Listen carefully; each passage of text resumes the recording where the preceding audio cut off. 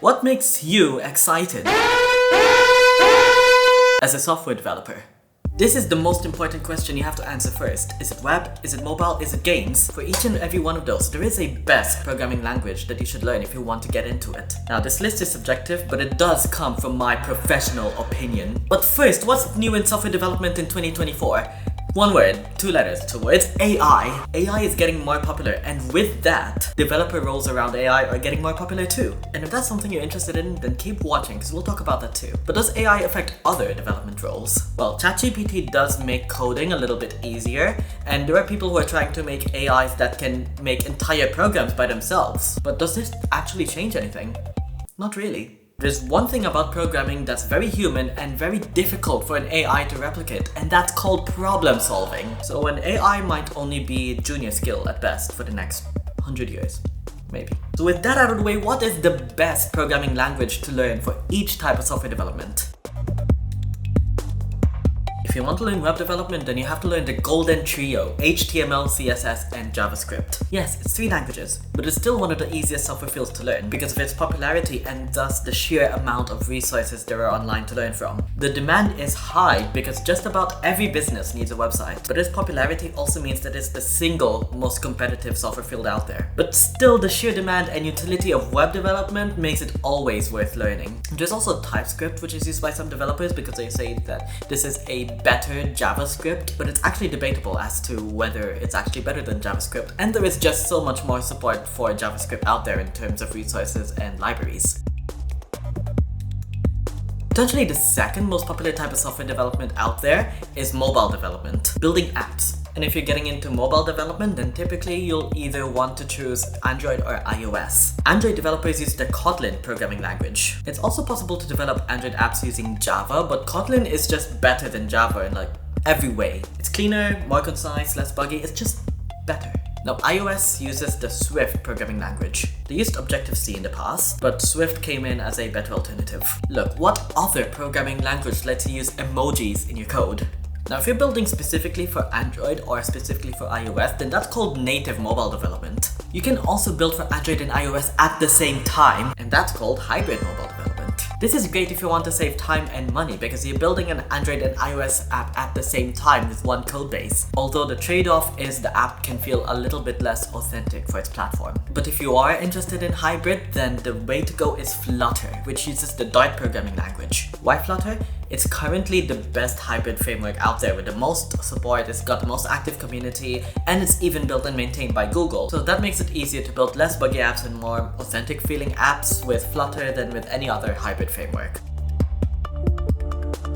Websites and mobile apps are known as front-ends. They're what the user directly interacts with. Most of the time, what keeps track of their data is the server side of the application, also known as the backend. And almost any programming language can be used to build a backend. But one of the most popular options out there is Python. Let me tell you why Python is used by the likes of Google, Netflix, Amazon, Facebook, and all. Python is fast! No, not in terms of the program speed.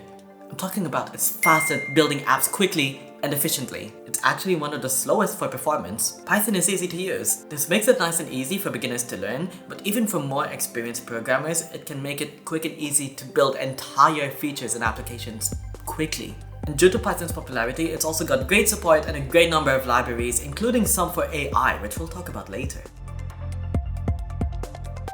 Game development is all about the game engines, and two of the most popular ones are Unity and Unreal. And both have been used to develop some great games, but one is certainly easier, and that's Unity. Unreal is difficult because it uses C++. Great for more experienced developers, but if you're just starting out, then it's better to use Unity, which uses the C# programming language. It's simply an easier language to learn and to master. It's not impossible to learn C++ as you're starting out, but it's going to be painful. So now let's talk about AI. What falls under the umbrella of AI? This is any program whose task mimics human intelligence. Machine learning, the ability of a program to learn, is just simply one of them. But we also got natural language processing and computer vision, just to name a couple. And one of the best languages for this right now is Python.